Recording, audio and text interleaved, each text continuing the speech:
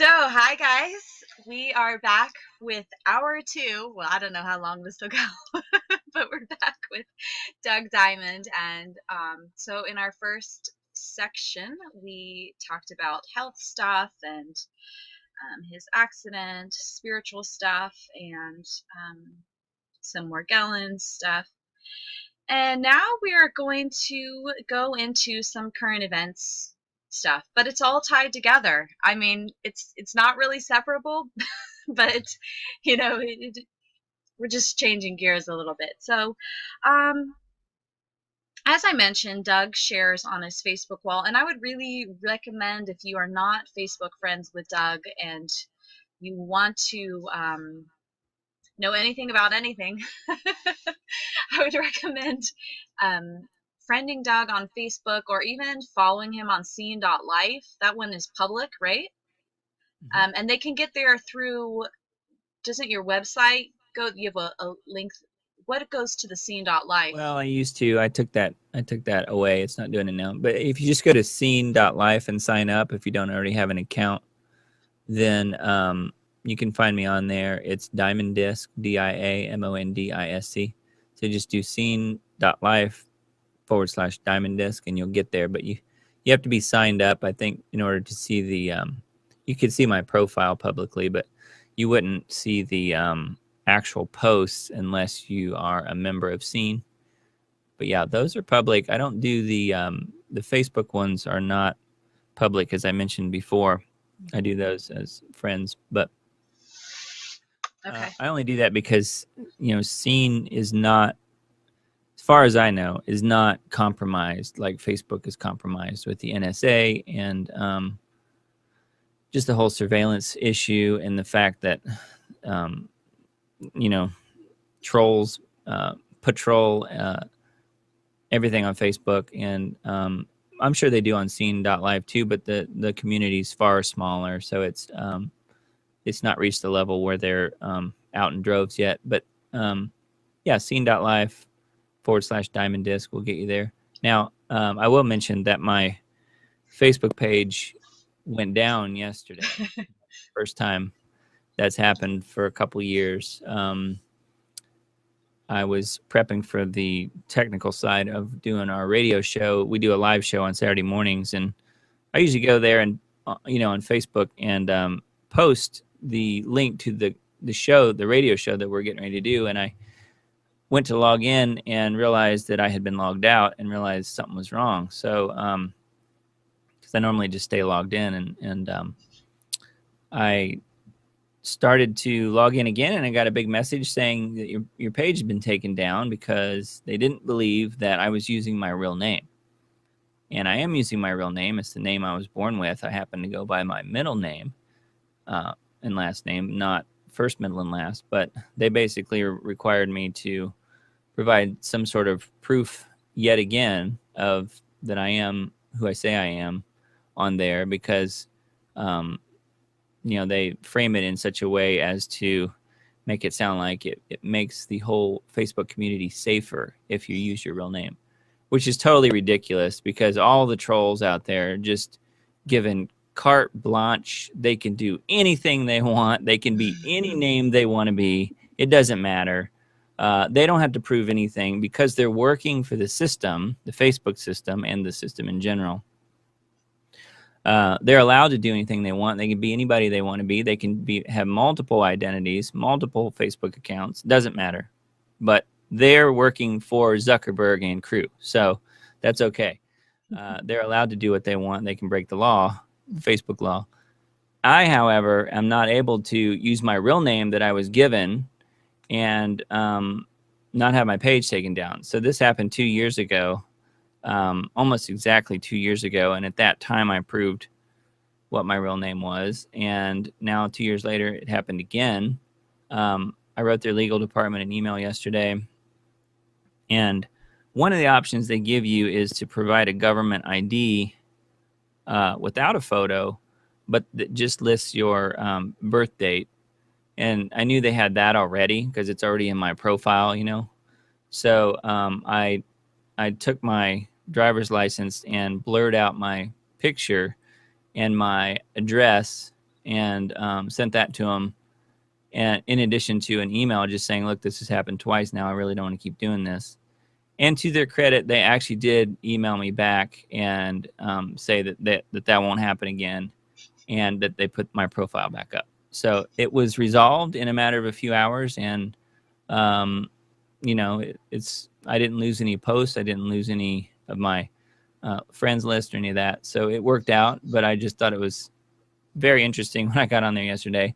And this was right after I had posted, the night before I'd posted this InfoWars piece on the John Podesta, you know, kids in the hot tub, WikiLeaks stuff that's all coming out about the Clintons and the satanic rituals and all this stuff that's coming out. I had done a post on that the night before, and then during the course of that night, my Facebook page went down, so I thought maybe they were connected. But actually, when I went back to my page, it was all still there, so that was good.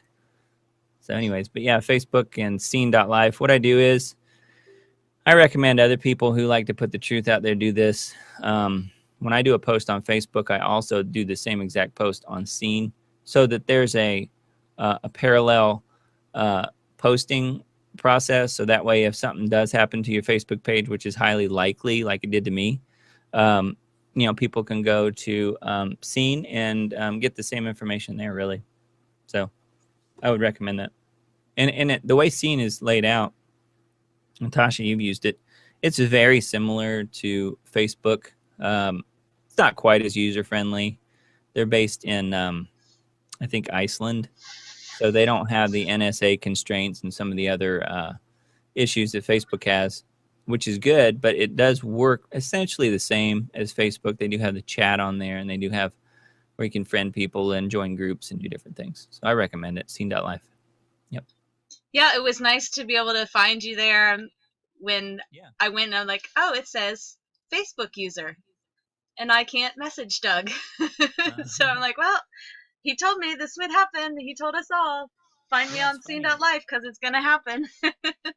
Yeah, and I had probably, I don't know, maybe 2 days before that, I had put up my Yeah. standard kind of post that, something's going to happen to my Facebook page. If you want to keep getting this information, go to scene.life. And it was like, my page went down on Friday night, and I think I posted that same post like on Thursday or something. It was very close to that. Anyway, so yeah, I do expect it to go away permanently at some point, but so far so good. Scene.life is kind of slow, but it's cool how it's. I Mm-hmm. mean, it works. It works. Yeah, it is. And I found there's some quirks. Like if you do a post and then you want to go back and edit some of the text in the post, it doesn't always take. Like you can go in and edit the text and then you hit save and it's still the way it was before you changed it. So there's still some weird things. And then other times you go and edit it and it's okay. So it does have some quirks, but it's a good alternative for sure. So you guys can find me there too. I'm Tasha Lee there as well. I think it's, I don't know, Tasha Lee Ministry or something. I don't know. Okay, so I guess let's talk about some of the stuff that you've been posting recently. Okay. My husband and I have been, I think, since knowing, since I sort of stay a little bit caught up on what's going on by talking with you and, skimming through posts. And I have some other friends who keep me informed. I think it's helped us with praying because, with that video that you sent, and I'm going to put the link to that again down below in the description box, the Sheila Zielinski interview on prayer. That has made a difference with health, but it's been how we've been praying for our nation and hearing the current events. It's like when I pray to cast out demons that are affecting me, I'm just asking God what to pray, and stuff comes to my mind, things to name, demons to name. And I pray and I bind you, spirit of, depression in Jesus' name, get out. And that's, how we've been praying with that. We've also been praying for our nation now with these same things, the spirits around election fraud and starting up World War III and um, Yeah. martial law and all this stuff that I'm reading about. And so I feel like it's enabling us to pray better. So I guess since a lot of things are talking about happening up with the election, I guess I just leave it. I want to pass the ball to your court and ask you to maybe share what you feel led to share. Well, it's interesting. We in our break here, I was just pulling up some of the headlines that I look at, and the very first thing that jumped out at me was RT, which is RussiaToday.com, RT.com.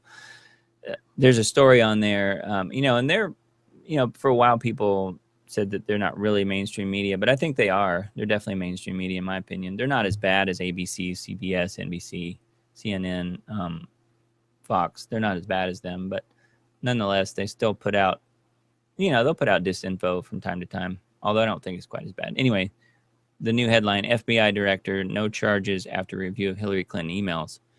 So this is James Comey basically saying they reopened the case and they have been working, quote, around the clock, studying emails on Weiner's laptop. Weiner is the husband of Huma Abedin. And basically they're just saying, well, we didn't find anything, which puts me in mind of the old Al Gore-ism, there's no controlling legal authority. It basically means they're going to get away with it. Hillary's going to get away with it. And there are a lot of people saying that before this headline that I just saw, that there's an indictment coming. She's most definitely going to be brought up on charges, and she may still at some point, but it's not going to be now, and it's not going to be before the election. It's not going to stop the election from happening. I do believe that the system, the election system that we have in this country is rigged, and it's rigged from the bottom up. And George Soros, who funds Hillary Clinton, owns the company that owns the voting machines in at least 16 states. And voter fraud this time around, I think, will be a huge story. And I think it's going to, once the election's over on Tuesday and Hillary wins, quote, wins, she can't win, in my opinion, she cannot win without cheating. I think that if the votes were truly cast and everybody gets one vote like it should be, I think Trump would win in a landslide. But that's not the way it works. We've got dead people voting. We've got illegal immigrants voting and being bussed around from polling place to polling place so they can vote multiple times. And Obama says that's what should happen. And it's just mass chaos and craziness this time around. And then the story of the fractionalizing of the votes that came out a few days ago that Alex Jones reported on and others reported on from Bev Harris. She's done documentaries on this issue where they are shaving votes using a computer program so that you, as a voter, you would think that when you go vote, you're going to give 100% of your vote to, candidate X, whoever that is. Well, it would be nice if that were the case, and it still would be the case with a paper ballot, provided that didn't get changed. However, in this electronic voting age, what's happening is that the votes are being shaved at these centralized computer locations, so that what they do is what they don't know is how many votes are going to come into a precinct. So that is a number they're never going to know. They're not going to know that, but it doesn't matter because what happens is they can decide ahead of time what candidate's going to win by how many percent, and they can put that in the computer system that counts the votes. and the computer system runs an algorithm that gives them the result they want by fractionalizing the votes that come in. So if you vote for Trump and not Hillary, you would think that 100% of your vote would go to Trump and 0% to Hillary. But what's actually happening is the vote's being fractionalized, and your 100% vote is now being broke up into a smaller percent that Trump gets, and then Hillary gets a part of that. And then the third-party candidates like Gary Johnson and others get another smaller percentage of that. And they add it all up to get the result they want, and they hide the decimal places so that it looks like a round number of votes at the end, so they can say then that Hillary won by 2% or 3% or whatever percent they decide she's going to win by. They can put it in the computer, and the computer gives them the result they want. That's what's going to happen. That's how she's going to win, in my opinion. And I think that Trump, for all of his faults, I do believe he's a changed man. I do think that he is now a man of God, but he does have a lot of problems. I'm not saying he doesn't, and he does have a lot of stuff that he says a lot of things I don't agree with. But I do believe, though, that God is using him in this election to bring about an acknowledgement of and a revealing of, a revelation of the actual sins of our leaders, what they have done to get us to this point, from the Satanism and pedophilia rings that they're all a part of, and they're all corrupted. They don't do it because they just decide one day they're going to get involved in Satanism or pedophilia. They do it because they're coerced into it, and then they're blackmailed with it later so that they can be corrupted and made to do whatever they're whatever the people above them want them to do. And James Comey is an example. They probably got blackmail information on him. Loretta Lynch, the Attorney General, same thing. They can blackmail any of these people at any point, anytime they want, to make them do anything they want to do.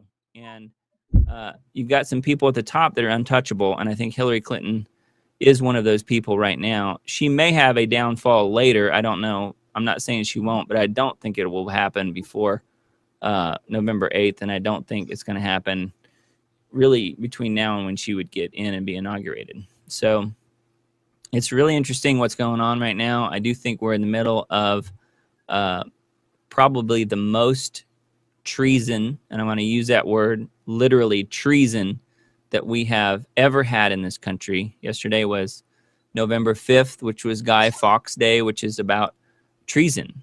And remember the 5th of November. It was about what he did. And I think that's where we are in this country. But the treason is not being done by the people. The treason is being done by the leaders in our country, from the president down.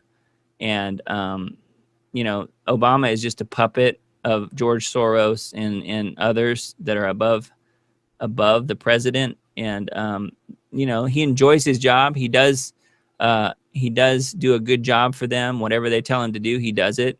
And when he's not doing that, he goes and plays golf. That's his whole deal. But he's involved in these satanic rings and pedophilia and stuff too. They all are. They're all compromised, and they're not let into those positions unless they are. If you won't play their game, meaning pedophilia or any of the other stuff, if you won't play their game, you're not invited to the party, and you don't get to play. Now, I do think that even though the Democrats are the ones that are being found out about right now, I think most of the Republicans are involved too at the Washington federal level. So I do think that there will be some big revelations come out pretty soon about many of the Republicans too. And so if you're going to pick the Democrats or you're going to pick the Republicans, you pick the wrong sides. You need to be for freedom and for nationalism and for bringing back a sense of honor. And you're not going to get that with either party, in my opinion. And I think they're proving that to us on a daily basis. So anyways, it's pretty interesting on these headlines that are coming out now for sure. And if you pay attention to them, it's pretty easy to get sidetracked on other small details and issues, but just realize that Satan's plan is to control the people at those levels, and he's doing a pretty good job of that. Those people, they're either channeling demons or they're demon possessed. Bill Clinton just recently, it came out in a series of WikiLeaks emails and stuff that he was involved in voodoo, and was perfectly happy and enjoyed being possessed by evil and good spirits. And what I would consider good and what he would consider good, I'm sure, are two totally different things. But it is pretty interesting to see what's happening at that level. So we'll see where it goes. But I do think that this country is headed for judgment, in my opinion. So for those who have absolutely no idea what is going on because they are watching only mainstream media, can you sort of fill us in on what's going on here and what are we hearing about with the in the next few days? What sort of things are we hearing about? Well, if you want to be totally brainwashed and not understand what's going on, listen to the mainstream media. Listen to CNN, Fox News, ABC, NBC, CBS, MSNBC. They're all terrible, in my opinion. They're carrying the water for those that own them, literally own them. 6 media corporations own 99% of mainstream media. So if you think you're really going to get fair and balanced reporting, you're just lying to yourself, or you just don't understand how it works. When the mainstream media wants to put out a message, they all do it the same way because they're all controlled and owned by a very small group of people. And any tyrant knows, any dictator knows, if you want to control the people, you have to first start with the media. And if you listen to those people, you are being mind controlled, you're being brainwashed, and you're being lied to. And so the first thing you have to do is boycott all of that stuff. And that doesn't mean you shouldn't pay attention to it. It just means it shouldn't be your source. There's lots of other really great sources out there, alternative media, which to me is the real media. So I would start there, and you can pick and choose, what sources are best in your opinion. For me personally, Infowars.com is one of my favorites. I happen to trust Alex Jones. I know a lot of people. He's a lightning rod for a lot of people. They hate him for various reasons. And it's usually because he doesn't talk about their issue, whatever their issue might be. So therefore, he has to be working for the Jews, or he has to be working for X, whoever that is, and he's a bad guy. Well, I'm pretty fed up with that whole thing because there's no truth to it. And people would rather attack the messenger, kill the messenger, than they would face the reality of what's really happening and listen to what's being said, no matter who says it. So, from my perspective, InfoWars is one of the best ones out there. There are other really good ones. Let me think. Zero Hedge is a really good website. Zero Hedge. Dave Hodges is really good. I like a lot of the stuff he does. He has a radio show. It's the Common Sense Show. Steve Quayle from stevequayle.com. There are so many really good sources out there that are not mainstream media who don't care about anything other than getting the word out as to what's really happening. So you have to use your discernment. You have to use your judgment. Some people might not like the ones that I just mentioned, so find your own. But don't trust the mainstream media because you're not going to get the full picture, and probably you're going to be lied to more than you're not. So as far as what's happening right now, Lost Arts Radio is good too. Yeah, thank you. And that's the host of Lost Arts is my friend Richard Sachs, and he he and I both follow Alex's work on InfoWars, and we have for years. And the reason we do is because Alex is trusted by millions of people. And he doesn't get it right 100% of the time, but nobody does, and his percentage of accuracy is well up into the 90 some percent. And it's provable. He doesn't just come out and talk about stuff that he can't prove. He always has documentation. He always has video proof or some other way of proving what he's saying to be true. So then you're up against, okay, well, am I going to believe him who doesn't really have anything to gain by telling me this, or am I going to believe the mainstream media who won't even report about this? I tend to think that the guy who doesn't have anything to lose is the guy to be trusted, and not the guy who's trying to sell me, pharmaceutical drugs in all the commercial breaks and tell me how great the UN is, just because once you start looking at some of this stuff and realizing who's really running the world, you'll quickly understand you can't get your source of information cannot be the mainstream media if you want to keep your sanity, because they're going to lie to you until the very end. Just like they're going to hang with Hillary Clinton until the bitter end. They will go down with her. They will gladly give themselves over to whatever evil they need to because they think she's going to win. And I don't want to be part of that. And so I just think that the best thing for you to do is to find sources that you can trust. The Hagman and Hagman show is really good. Doug and Joe Hagman, HagmanReport.com. Ted Brower, who I mentioned before, is really good. There's some really good ones out there, and I've probably got my sources pared down to 15 or 20 that I really trust, who have proved over and over and over to me that what they say is 99% true. Now, there's occasionally they'll mess something up, or they'll miss something, or they'll misreport something, but that doesn't happen all that much, considering the vast amount of information coming at us right now from every single angle. So that's all I would say is just pay attention to your sources and find some that you can trust.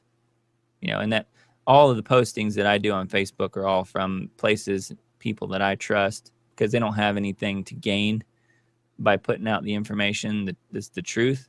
And I don't either. I don't make any money off this. I spend most of my time every day, researching this stuff and putting it out there. I don't have anything to gain. Matter of fact, I'm probably losing money if you look at it from an hourly perspective. But I don't really care, because to me, God has put it on my heart to do this, and that's why I do it. And Yep. thank you for listening. I know you do, and I know other people pay attention to. And you said the other day you almost lost your life for doing this. So it's not like you take it lightly. Yeah, I can actually say that I've nearly given my life for this. When you factor in the dream that I had and on the communication, as the attorney Ralph Fusatola, who's a well-known attorney, said he doesn't call it a dream. He said to call it an experience, and that's what it was, And if you put that into perspective, the fact that it happened exactly a month before the accident, I can literally say I nearly gave my life for this, because I was warned to stop doing it, and I'm still doing it. So if I'm still here, in the next few years, we'll know that either I've overcome it, or they've given up trying to do anything to me and moved on to bigger fish, because I'm nobody really, and I don't want to be anybody. I just want to get the truth out there, and I don't really care what other people think. If it's not true to them, that just means to me that they're not really paying attention to what's going on, because anything I put out is going to be the truth as I have found it to be with the research that I've done. Doesn't mean I'm 100% accurate all the time. Of course I'm not. Nobody is. There's only one perfect person that's ever lived, and that's Jesus Christ, and I am not him. So I'm not too worried about it, really. I just do the best I can, and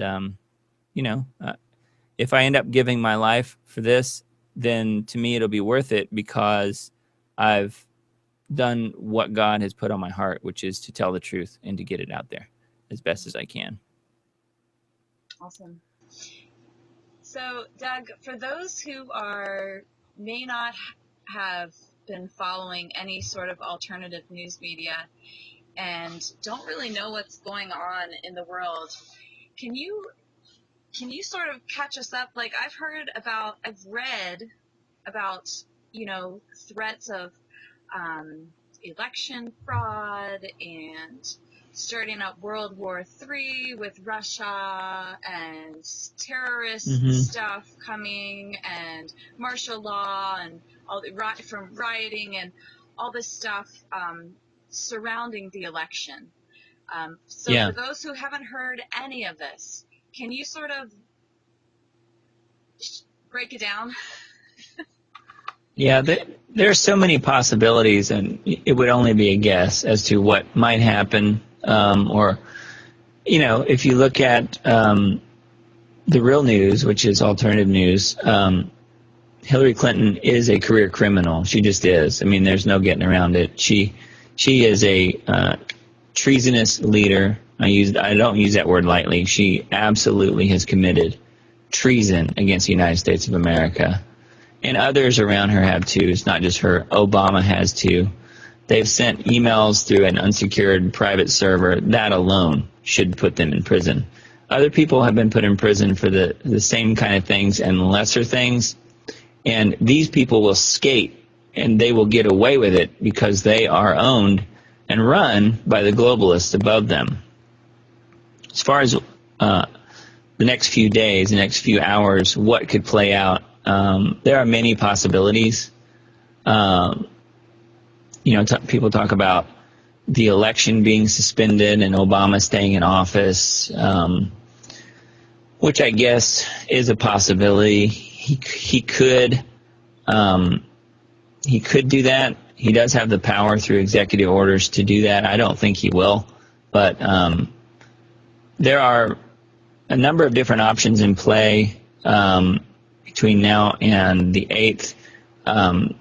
There's some articles that I've seen in the last day or so that are saying that ISIS and others will be causing havoc on Monday, which is tomorrow. I don't know if that's true. I think if that is something that happens, I don't think that it's ISIS's own idea to do that. I think they're being wound up and turned loose and they're being let to do that, if that makes sense. In other words, if you want to create a story that's not the election, you can use ISIS or some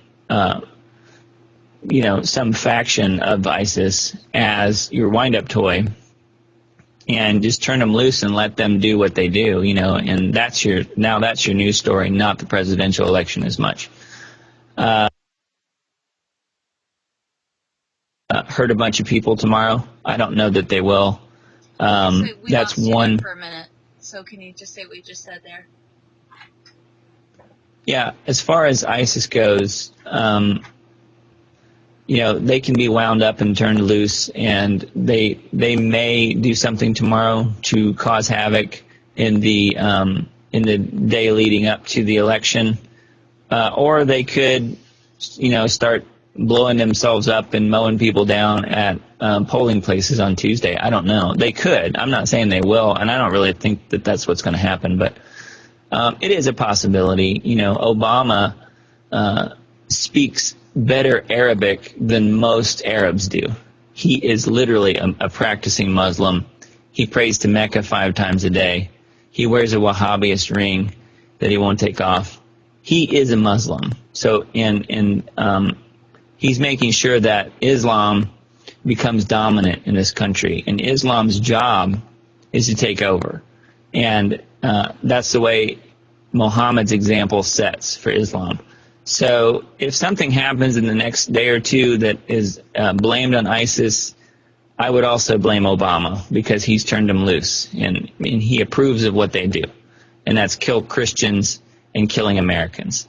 And if you don't believe that or you think that's crazy, then you simply don't know what's going on. You haven't looked at the facts. You're paying attention to mainstream media or some other outlet. Now, as far as what could happen, there is an avenue that Obama could suspend the election or I think more likely if he was going to step in, he would only probably do it in a situation where the election results are not rigged to the point where Hillary wins. So if Trump does come in and win this election, look for something big to happen between Election Day and Inauguration Day so that Trump never makes it to the White House, so that he's never inaugurated. Now, that could mean Obama and Clinton and the rest of them come out and declare the election null and void because, quote, the Russians hacked it, which they aren't involved in our election at all, no matter what the mainstream media says. They could claim that Russia hacked our election and that they made sure that Trump got in, and now we have to go to war with Russia because they're messing with our elections. And, oh, by the way, our election's null and void, and Obama gets to stay in office for as long as he wants because he signed an executive order a while back that will bring about the FEMA provisional government that allows him to be the commander-in-chief basically as long as he wants once martial law is declared, which, and we've talked about this before, they won't actually call it martial law. It'll be a civil emergency. And it'll be framed that way so that everybody will go along with it like they did the Patriot Act right after 9/11, which was already written before 9/11 ever happened. So I think we're looking at probably some chaos, and there probably will be some bloodshed after the election, post-election especially. I don't really think it really matters who's going to be elected. I think Hillary is already selected. And if something happens to derail that train, and if Trump gets in, then you'll see massive bloodshed. Because George Soros, who runs and funds Black Lives Matter and many of these other cults that are literally just cults of hatred, politically correct people who think they are, they're social justice warriors. Their main job is to cause unrest, and he funded the protesters in Ferguson, for example. So if Trump were to be elected, I do think that we're looking at massive unrest in this country because it's going to be brought about on purpose, not from the people, but from Black Lives Matter and other protesters who are being set up and paid to create chaos and problems. So I do think that, if Trump gets in, we're in for a rocky road. And even if none of that happens and Trump gets in, they're going to crash the economy to blame it on Trump. So I think if Trump gets in, even though I personally believe he would be the best choice of the two people, I think we're looking at massive, massive problems across the board. And they may crash the economy to blame it on him, so that they can bring about the world government that they so badly want and so desperately are trying to make real. So, and we're close to that already. But if they take Trump out or they crash the economy, it's certainly a lot easier for them to do that kind of stuff. Now, if Hillary gets in, which I believe she will, not because she wins an honest election, but because of massive election fraud and voter fraud across the board. We talked about before with the fractional votes and the computer algorithms they have in place. To me, that's their thing that they're banking on. And I do think that she will get in. She'll be at least the president-elect. She will win the election. I think they're probably going to let Trump win the popular vote. I don't know if it'll be a landslide. I think it would be in an honest election, but I think they will let him win the popular vote. But they've already got, and Soros himself, George Soros says himself that, we're going to, Trump's going to win the popular vote in a landslide is what he said. But Hillary's already got the Electoral College sewn up. It's a done deal, as he said. And I don't doubt him. He is a multi-billionaire Nazi collaborator. He put many of his own people, he sold them over, basically gave them over to the Nazis during World War II. And he he came in and was one of the people that was able to take the money from those people that were put in concentration camps and killed. And so he has a history of being on the wrong side of pretty much everything. He's a globalist.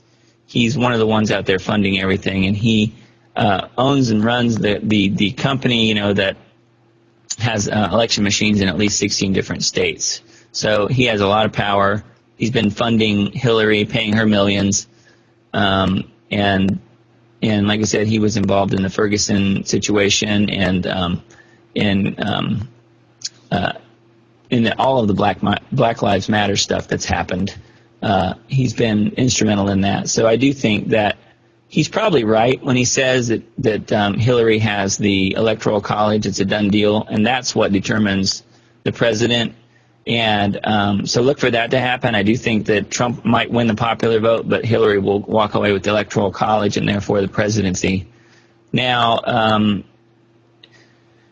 as we mentioned earlier, Comey's not going to do anything to indict or bring charges against Hillary Clinton between now and maybe ever. I think he's compromised. I think they have blackmail information on him.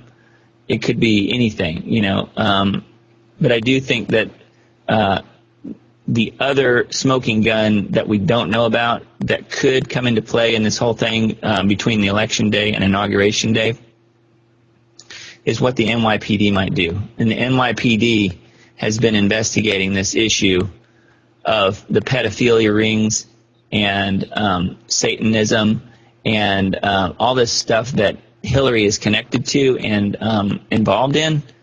And it's just been done secretively. It's been kept under wraps. But now it's kind of come out, and they are not going to turn their backs on what she's done. So I do think that she may pay a heavy price, but it will come from the NYPD and from what they're doing, not from the Justice Department and Comey and the FBI. So look for that to happen. That could happen well after she's already been inaugurated. They could go after, I don't really know the timing of any of it. As far as preparedness, just be ready because we talked about preparedness before. Election is 2 days off. You've got 1 day really to go prepare. If you haven't done anything, at least go buy some food and get some stuff that will last for. You should really have a few months worth of food and definitely have a way to filter water and do the best you can in the time that we have. But hopefully you've been preparing at least some leading up to now. But if you haven't, I would definitely suggest that you do something between now and then, because if there are riots or if there are, some sort of civil unrest or something, you don't want to be caught being where everyone else is at the grocery store or wherever else where there's, bare shelves, is because all that stuff is all trucked in by semi trucks. And if the trucks can't get through to make their deliveries, everybody's going to be out of food. So I would say use your day tomorrow to stock up if you can. At least go get enough provisions for a few days anyways and just see what happens, because I think starting after the election is when potentially all hell could break loose. And we're going to see some things in this country, I think, that we've never seen before. Could be civil unrest, but it may not be. It's really hard to say. There's just so many variables right now at play and so many different ways that this thing could go. I think if Hillary does become the president-elect, that many, many people will be very upset, including myself, but I'm not going to go out in the streets and start burning buildings down. Whereas Black Lives Matter, that's what they'll do if Trump wins. So see the difference? I mean, most people are going to be civilized. Even if she wins, they're not going to be rioting in the streets, I don't think, because your average American that are middle class, they're not going to just run out and start protesting and throwing Molotov cocktails in buildings. They're just not going to do that because it doesn't change the fact that she's the president-elect. So you have to go at it and approach from a different perspective. And I think NYPD and what they have on her may be our real true smoking gun. So we'll see what happens. Yeah, I know. There's a lot. There's a lot to this situation. And if you don't know about much of what I've talked about, then you've got some homework to do. And I would suggest starting at Infowars.com. There's a tab along the top, breaking news. You can click on that, and that will get you up to speed pretty quickly. You don't have time to do a whole lot of research, but just trust me when I say, you know, we should be preparing for the worst, and hopefully none of that will happen. But I really have my doubts. This particular election is really, I mean, every election they say, well, this election is the most important one ever. But usually you have two establishment candidates, so you don't really have a choice. You have their pick for a Democrat, and you have their pick for Republican, and either one you pick is going to be their guy. So that's not really a choice, and it's not the most important election. So this one coming up, you have a choice between globalism and Hillary Clinton, and she's already said she's going to take us to war with Russia. She's perfectly fine using nuclear weapons. And the other choice is freedom and Donald Trump. And I don't agree with everything Trump says. I know he's wrong on some issues, but he's not a living, breathing demon like Hillary Clinton is. And she is. She has had spirits come into her body, and she admits this. Bill Clinton has even come out and said she does do this. So yeah, it's we're heading for some dark times, I think. So we just need to prepare as best we can, and we don't want to get stuck or caught somewhere in a situation that we can't get out of. So they could do anything to declare a civil emergency so that Obama stays in, or whatever they want to do. I don't necessarily look for them to do that, but they could. And there's a lot of things in the air right now, a lot of balls being juggled, and it's hard to say exactly what's going to happen. It's really just a guess.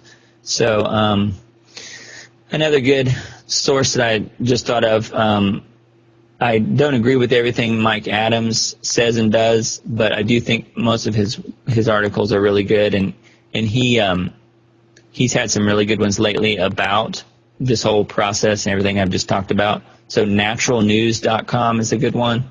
I do use him as a trusted source on certain things, and I do think he's right about what's going to happen. And he's put out some articles lately that have kind of detailed some of what I just said. He's done some other articles on various scenarios that he thinks might happen that I didn't necessarily agree with, but overall I think his website's really good, Natural News. And like I mentioned before, Infowars, Hagman and Hagman, HagmanandHagman.com or Hagman Report. And then, let's see, Common Sense Show, which is Dave Hodges, and Zero Hedge. And there's another one I just found recently called revolutionradio.org. That's really good if you just want headlines on what's really going on. That's a good one. So, there's some really good sources out there. So I would say do some homework, get stocked up, try and prepare as best as you can. That's about all we can do. Can you tell us briefly about FEMA camps? I don't think we've discussed this before. FEMA camps? Mm-hmm. Yeah. FEMA does, they don't call them that. They're, forget the exact name they're called, but it's part of the Army Field Manual that's available online. It's even on the Army's website, at least it was, army.mil.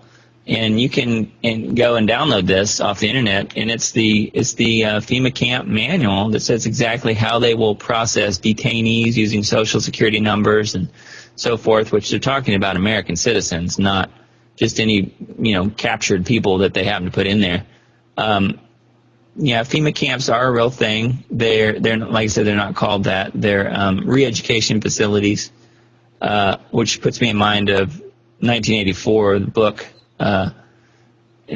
by George Orwell, who talks about getting re-educated, which basically means brainwashed into thinking the way the system wants you to think.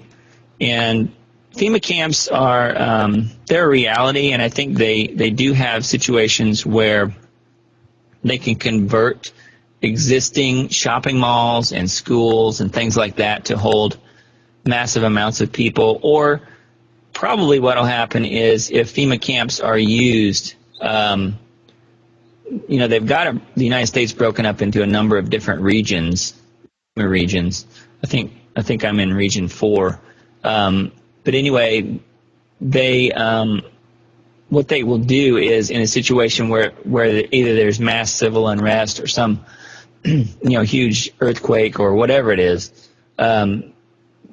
for people who have no provision stocked, they haven't done any kind of preparatory work, or maybe their house gets burned down or an earthquake knocks it down or something, the FEMA camps on the top are there to provide food and shelter and water and stuff like that to people, which on the surface would seem fine. But, if you go into a FEMA camp, there's a chance you may not come out, because one of the things they will do is separate your family, and they'll tell you that it's for your own good. So the father will go one place and the mother will go somewhere else, and the kids will be sent somewhere else, probably end up in one of Hillary's or John Podesta's pedophile rings, who knows. I mean, once you walk through the doors of a FEMA camp, there's a good chance you may not come out, and you certainly wouldn't come out the same person. So hopefully it won't come to that, but they do exist, and you can read about it online. It's all there. It's again, the mainstream media is not going to talk about it, but it does exist, and they're all throughout the United States. And again, they can take existing facilities and convert them into FEMA camps. And people have talked about how they can convert empty, open Walmarts into a smaller FEMA camp, or a school, or a number of different facilities that they can convert into it. And just think of it as basically a prison where you will go get re-educated so that you have the correct thoughts, and they might give you some food while you're at it, which will be GMO laden, and to make sure they can brainwash you the best as possible. I'm sure your water will be heavily fluoridated, just like the concentration camps in Nazi Germany. So yeah, FEMA camps are a real thing for sure. And I don't spend a lot of time on that issue, but it does exist. And pastors have been getting trained about helping us get there, right? Yeah. Mm-hmm. Can you tell us about that? I think we talked about that briefly before with the whole Romans 13 thing that we mentioned on a previous interview. But yeah, the clergy response team. If you just Google that, you'll come up with some really interesting stuff. Basically, these pastors that head up the mega churches across the country, a lot of times they are recruited, sometimes not really given much of a choice. They're just drafted by FEMA, and they are re-educated so that they will do what the government needs them to do in a time of crisis or civil unrest or whatever. So if martial law does happen, civil unrest, civil emergency, these pastors that are part of this system, the clergy response team, they will be brought in, and in order to sort of placate and help people, quote unquote, help people get through their situation. And what they're actually doing is they are teaching people to submit to the government based on Romans 13. They're using that as their scripture, which is, they're twisting it. So what they're doing, they're saying that that the government was put in power because it's God ordained, but that's not really what Romans 13 is about. Government's in power doesn't mean that God ordained it at all. So what it does is it kind of tricks people into giving in to the system and giving up more of their personal power that they have as far as what they might do on their own or take into their own hands to provide for their family. They're kind of giving it over to the government because these pastors are basically put in place to make sure that people turn in their guns and that people are not prepared. One of the things that, most of these mega churches look down on prepping. They generally, depending on the church, might look down on the Second Amendment and gun ownership. In a FEMA camp, if you want to get fed, then there's probably going to be some sort of stipulation that you submit to a house search for guns, or that you turn in your guns to get fed, or that you take these vaccines to get food, or whatever it is. And a lot of people will give into that, especially if their kids are starving or something. So, I mean, it plays on people's emotions. These FEMA camp pastors, the clergy response team, are nothing but trouble. And if you go to a church, especially a large church, ask your pastor if he's part of the clergy response team and see what kind of reaction you get. If he acts like he's never heard of it, then tell him what it is. If he turns and walks the other way, you have your answer. So I think it just depends on the church you might go to. I've been part of a couple of mega churches, and later on when I found out about clergy response teams, I think both of the churches I was involved in, especially one of them, I think the pastor was involved as a pastor that works for FEMA, and that's their job, is to make sure the guns are taken away from people and that people aren't preparing, so that they will depend on the government in a time of crisis, not on themselves. So I had told Doug the other day that the Bible Gateway, where I listened to the Bible from there, and they have a verse of the day, and so I'll start there and turn on the audio there. And so this has been like the last 2 days. It's been from Romans 13 about submitting to the authorities, and the authorities are put there by God. Mm-hmm. Yeah, it's interesting that they would do that now in the time of an election. So that tells me that Bible Gateway is probably compromised as far as at the top levels of it, whoever runs that site probably is connected to the clergy response team or some version of that that's connected to FEMA. That's just my guess, but that would seem right. Because they put that out now, days before an election, that's just too fishy to me. The verses of the day are usually, a lot of times, I'm like, wow, this is pretty on target with what's going on in the world. So, yeah, that was interesting. That's how the best misinformation and disinformation works. There's always an element of truth. That's what draws you in, and then you start believing everything that they say, And so you just have to rely on your own discernment. And if you don't know what to think about a situation, the only thing you can really do, other than study and research it the best you can, the only other thing you can do is to take it to the Lord in prayer. That's the other thing you can do, and I think a lot of times people just forget that one, and it's easy to do.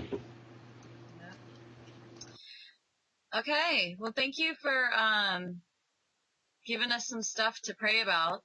We are definitely continuing to pray every day about all this stuff, and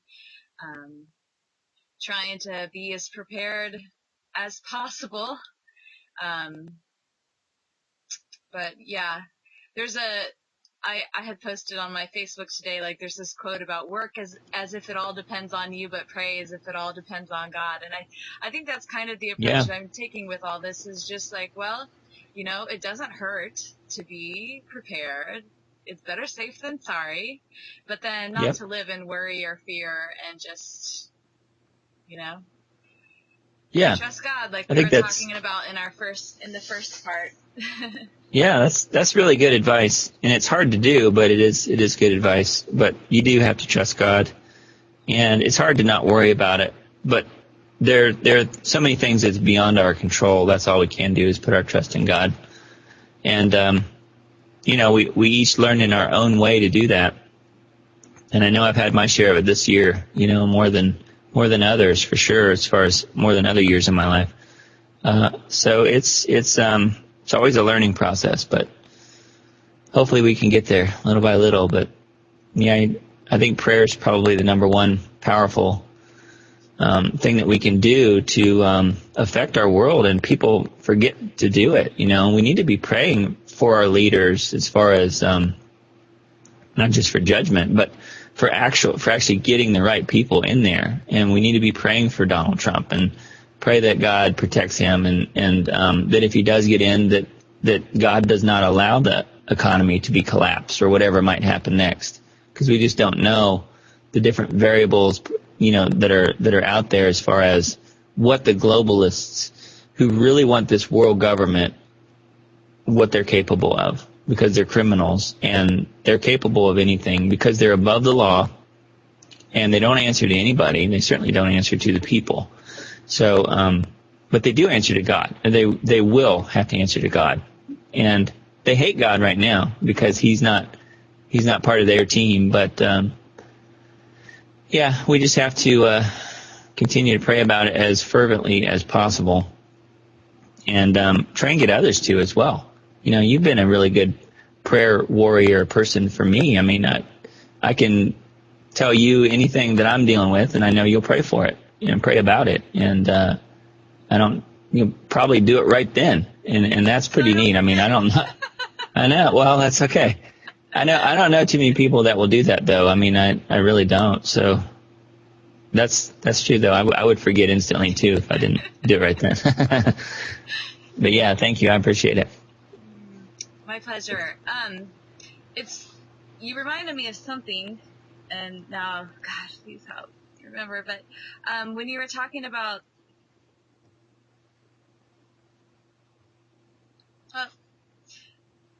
anything that's attacking my mind and confusing me, in Jesus' name, get out, go away.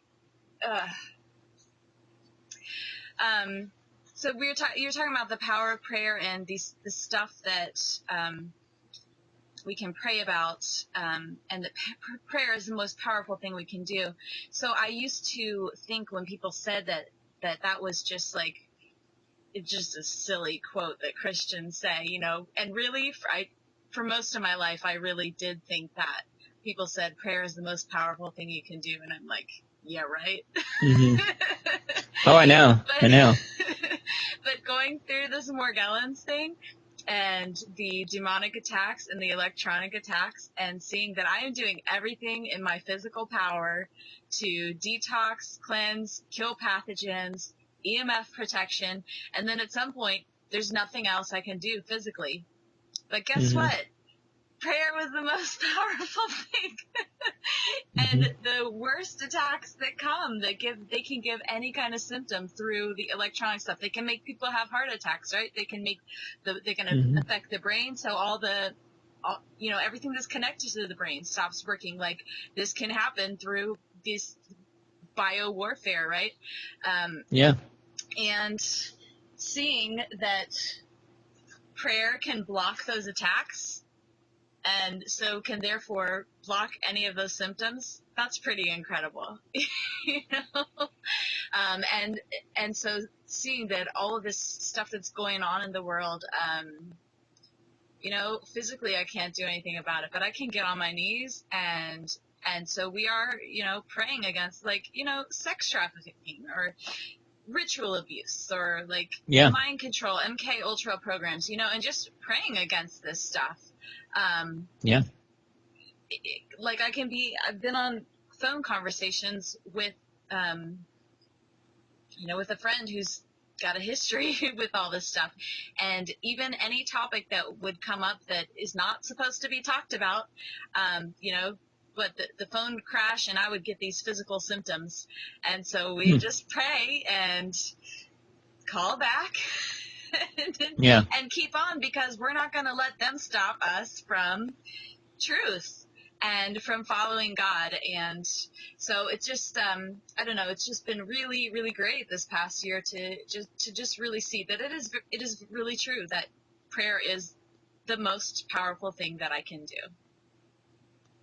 Yeah, it really is. And I think we forget that. And God has given us the power of prayer and to speak to him for a reason, so that he can be included in our plans and we can be included in his plans. And we have the power to affect the future by using this prayer / scalar wave / multi-dimensional aspect that prayer actually is. And we're constantly being bombarded with prayer doesn't do anything, there's no power in it.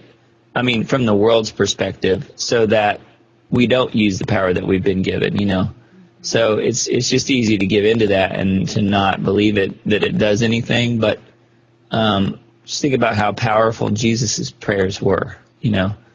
I mean, he can move mountains literally. So not that we have his power, but it's something to strive toward, you know. We do have far more power than we understand it.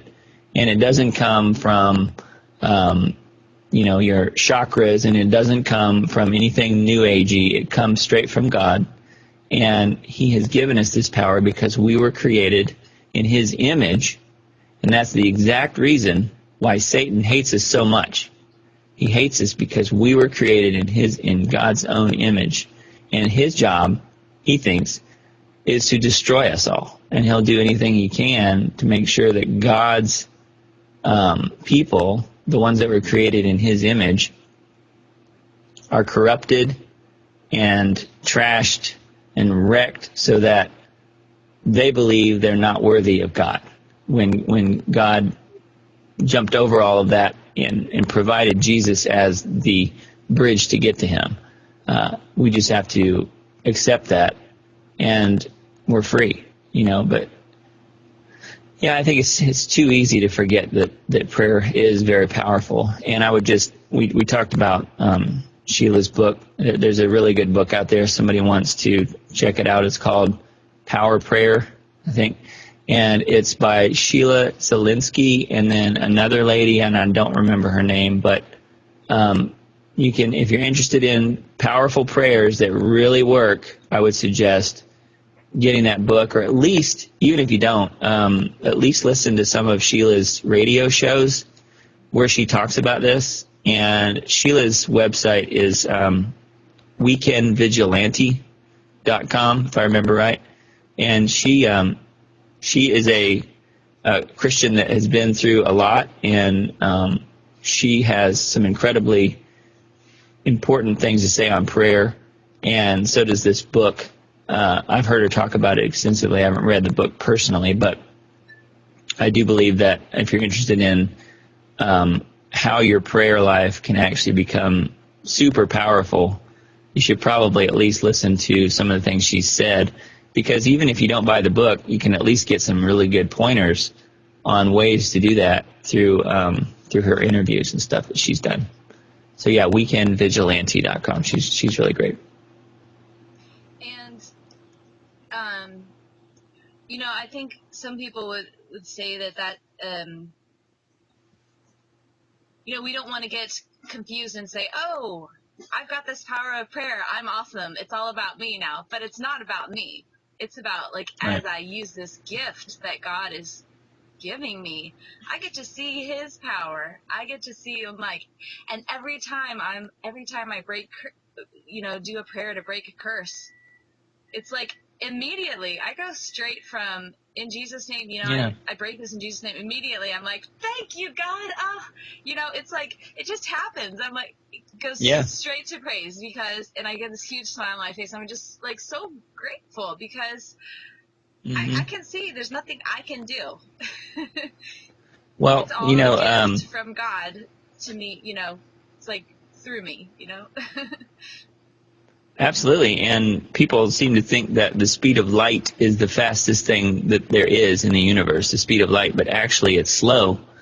when you compare it to scalar waves. Scalar waves reach from one end of the universe to the other end instantaneously. And that is the power of prayer. So that's why you can say a prayer like that and have something instantaneously change, because you are affecting the time-space continuum by using prayer. And it does change the future, and it can. But you have to believe that it's going to work too. I mean, just saying the words isn't going to do anything. You have to actually believe that God has the power to make the change. So it sounds like you do. I do. Do you? Well, okay. Boys, but Thank you, yeah, thank you, thank you, Doug. I think you're welcome. that's good for today, and I'm thankful for you guys who have stuck in there and Hmm. hung out with us during this time. And Yeah, I'm absolutely. grateful Thank you. that you guys share, sharing these conversations with us. That's Yeah. why we do it, obviously. So I'll be Hmm. praying for you as you watch it, and in the days ahead. And I guess that's all I have to say. Thanks for watching, and thank you, Doug, for being Yes, here so very much. And absolutely. Anytime. we'll, Happy to do it. Thanks, Tasha. Appreciate it. we'll see you next time, guys. Bye. Bye-bye.